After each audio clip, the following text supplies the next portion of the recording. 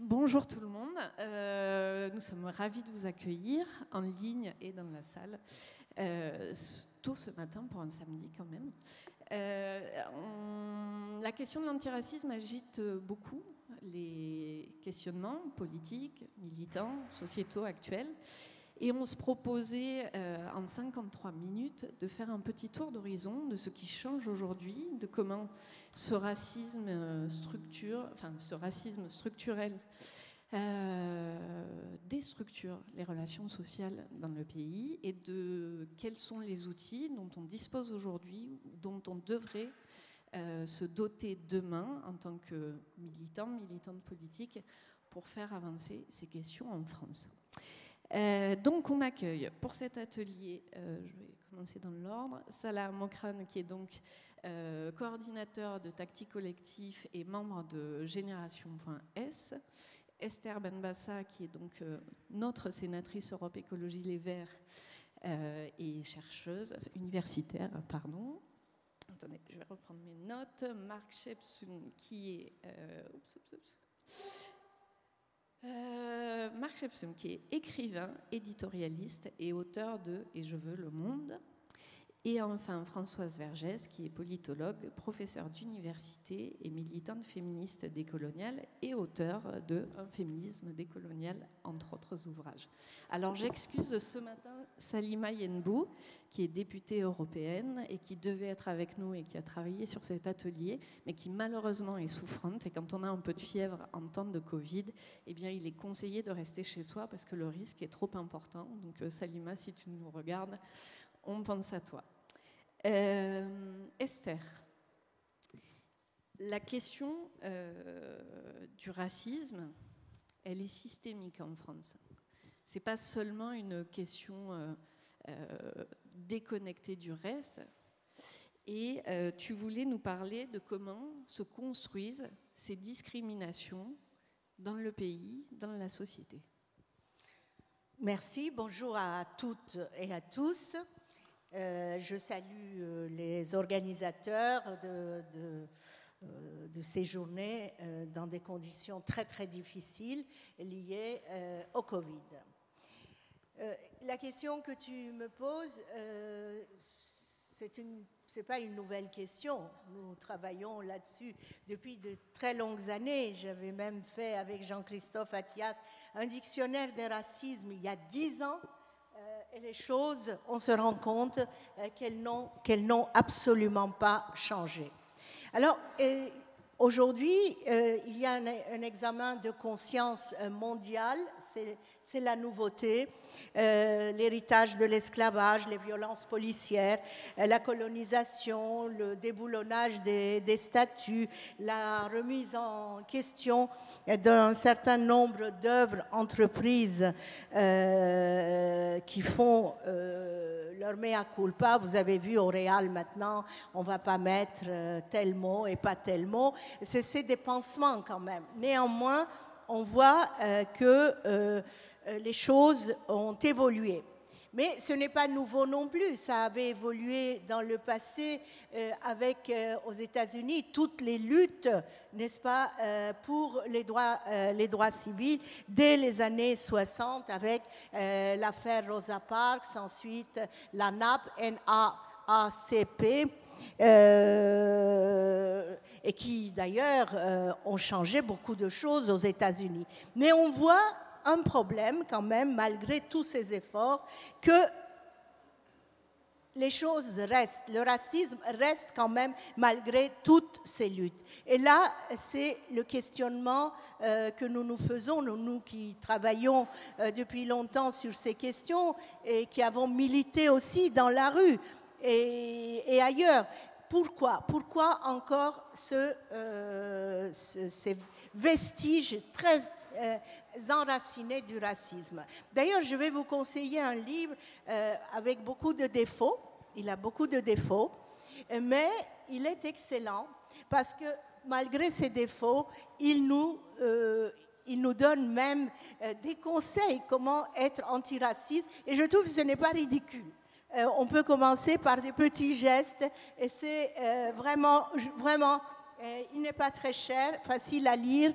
est fait à l'américaine, très pragmatique. Je vous conseille de le lire. Il s'appelle, l'auteur est Robin DiAngelo, Fragilité blanche, ce racisme que les Blancs ne voient pas. Et oui, peut-être que là, sans tomber dans l'essentialisme, on peut dire que nous, Blancs, nous avons du mal à voir ce qui se passe à l'extérieur, à savoir au niveau des privilèges. C'est comme si c'était des privilèges ancrés. C'est pour cela qu'on peut parler d'un racisme structurel et dans les institutions.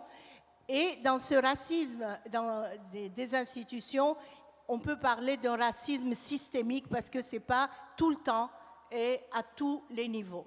Mais il y a ceux qui confondent le racisme d'État, par exemple. Ah oui, c'est difficile hein, de parler, de lire, de regarder les gens. Certains se fourvoient en parlant de racisme d'État. Alors là, c'est une grave erreur parce que le racisme d'État, c'est ce qu'on a vu dans les années 40 avec des décrets, des lois qui demandaient de se débarrasser des Juifs par tous les moyens. Vous savez, le racisme n'est pas unique. Il y a des racismes et il faut prendre ça en considération. Mais si ce racisme d'État n'est plus aujourd'hui en fonctionnement, donc ce racisme, en revanche, structurel, il reste. Je vais vous donner quelques exemples. D'abord, il faut arrêter de parler seulement des symboles racistes, que le racisme est symbolique. Et voilà, les Noirs dansent mieux. Ah, madame, d'où vient votre petit accent? Vous êtes née où? Et ah, vos parents, ils sont nés où? Ah, j'aime bien votre accent.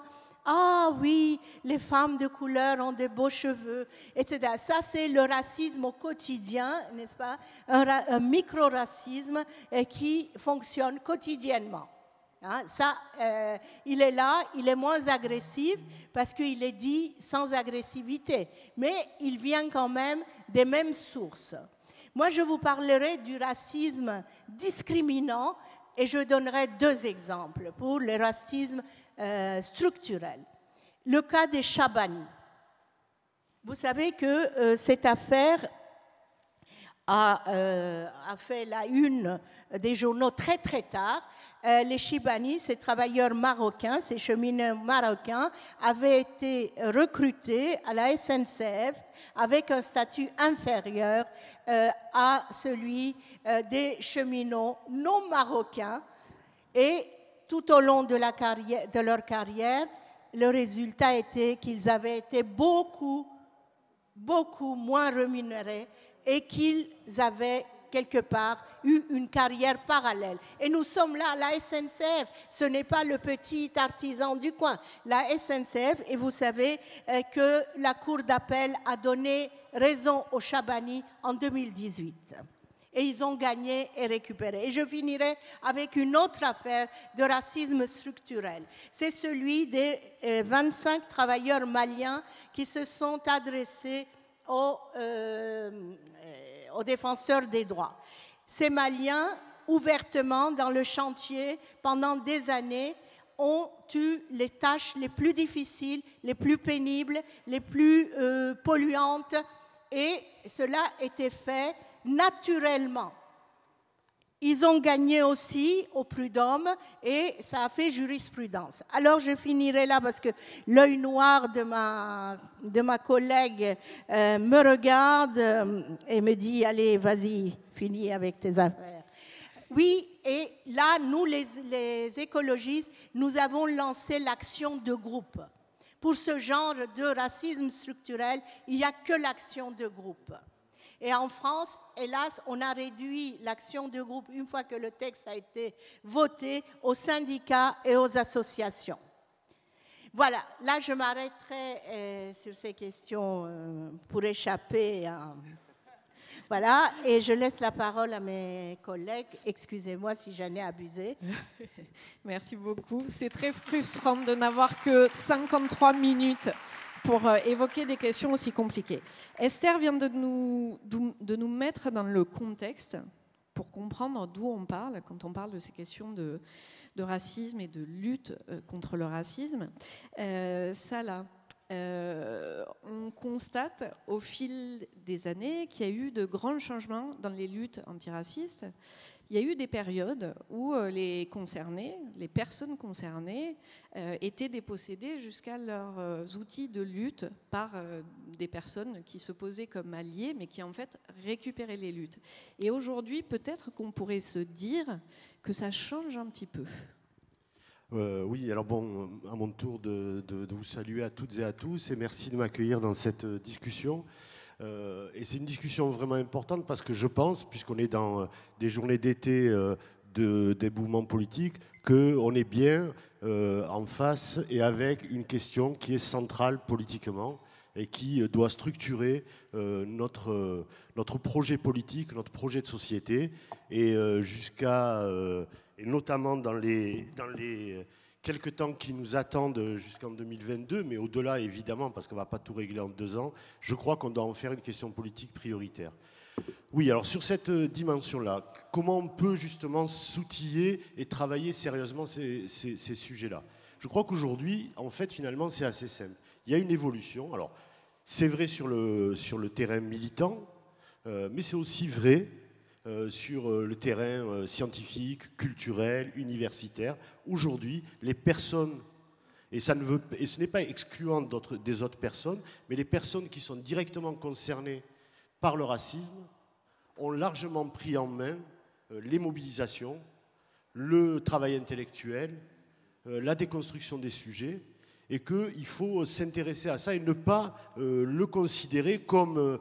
on l'entend, on l'a encore entendu récemment, comme du séparatisme. Alors je sais bien que ce sera pas. Enfin, je sais bien que c'est ici, il n'en sera pas question. Mais quand même, c'est bien ça. C'est-à-dire qu'à partir du moment où les personnes qui vivent le racisme décident de leurs propres moyens, d'abord décident de leur propre hiérarchie des questions politiques. Alors Esther, tu disais le racisme d'État n'existe pas. Bon, je vais peut-être quand même... je ne veux pas rentrer dans ce débat-là, mais simplement peut-être pour dire comment aussi on peut comprendre que cette notion-là peut aussi s'imposer. Avec Françoise, tout à l'heure, je crois il y a quelques jours sur nos profils Facebook, on a été interpellés par des amis qu'on connaît bien. On a quand même une question... Alors, je ne dis pas que c'est du racisme d'État et je n'ai pas envie d'ouvrir le débat là, mais on a quand même une question, c'est la question de l'islamophobie. C'est la question des musulmans, où on a des lois qu'on peut, alors on pourrait en débattre, mais est-ce que ce sont des lois racistes ou des lois, en tout cas ce sont des lois discriminantes. Et en tout cas, on a aussi un sous-sujet. C'est-à-dire que dès qu'on a été envisagé pour cette discussion-là, avec Françoise Vergès, Marc peut-être aussi, je crois, sur nos réseaux sociaux, on a été interpellés par des Lyonnais notamment, puisque la semaine dernière, il y a quand même eu 2 mosquées incendiées à Lyon, des incendies criminels et des agressions contre des musulmans. Ça n'a pas provoqué beaucoup d'émotions du gouvernement ou des responsables politiques, enfin de ceux qui dirigent le pays aujourd'hui.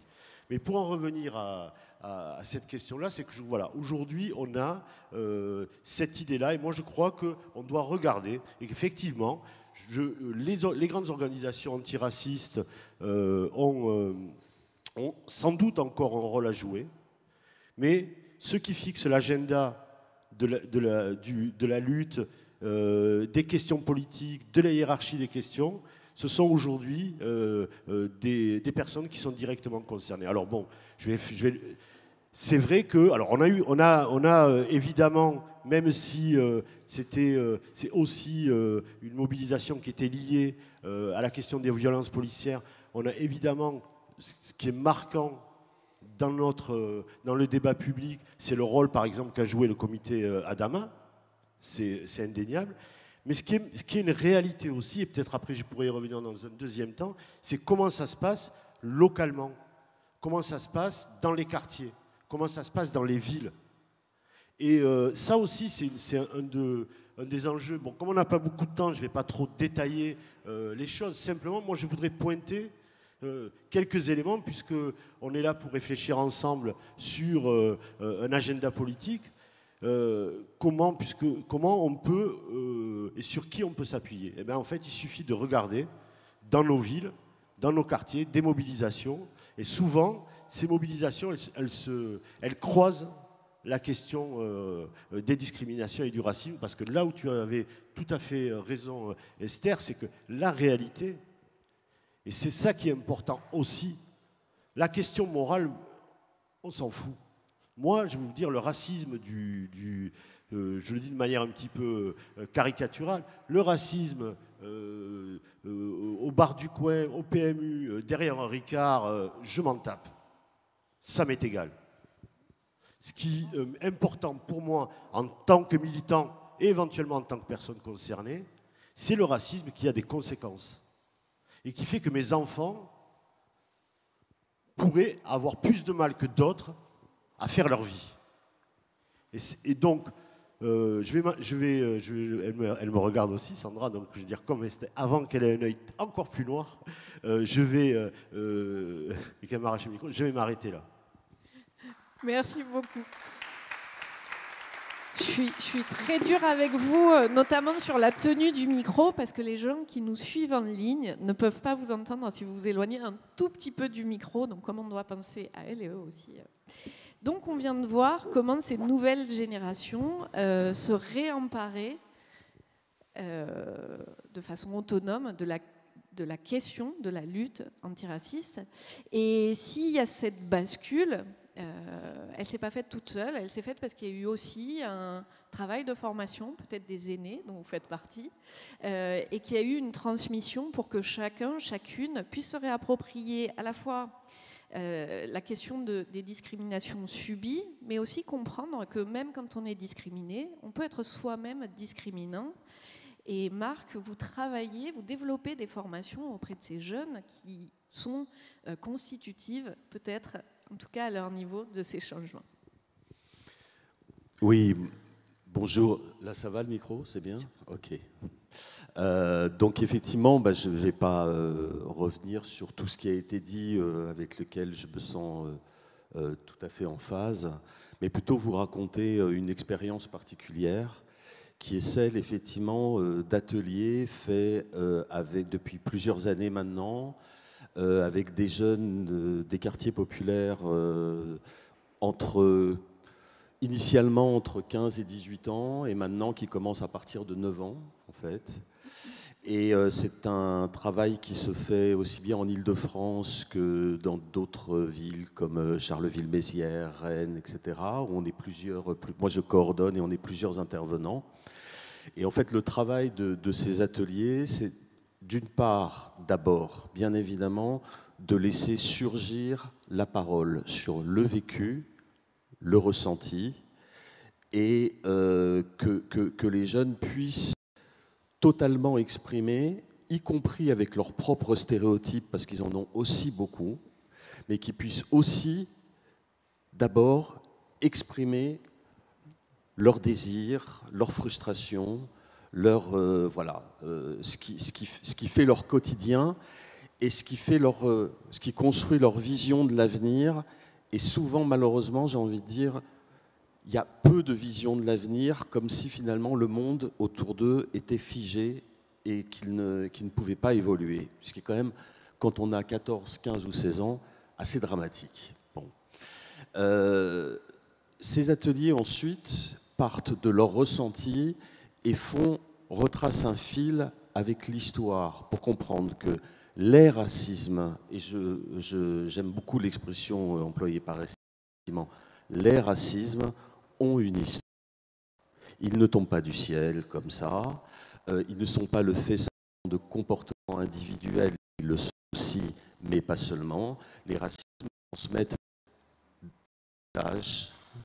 une pensée, il y a une pensée raciste, il y a des idéologies, il y a des pensées, et il y a des histoires, notamment à travers en France, notamment trois grands racismes qui sont l'histoire de la Shoah, l'histoire de la traite et de l'esclavage, l'histoire coloniale. Bon. Dans un deuxième temps, dans ces ateliers, on fait intervenir différentes personnes, des historiens, des réalisateurs, des artistes. On travaille avec des ouvriers visionnaires, on retrace entre l'exclusion, la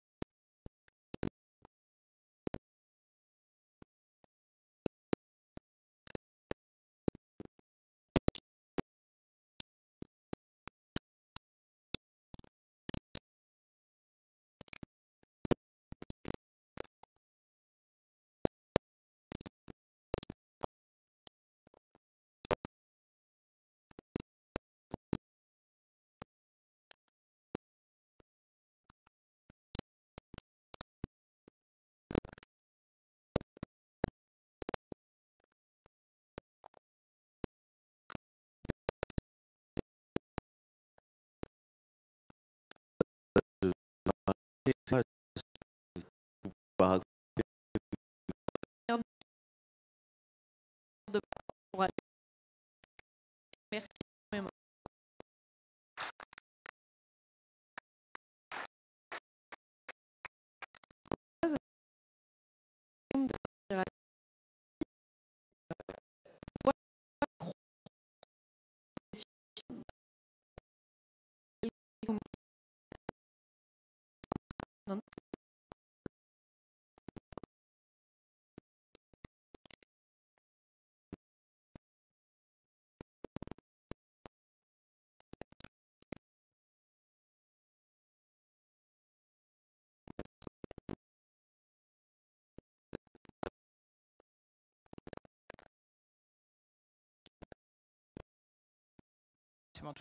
Toujours.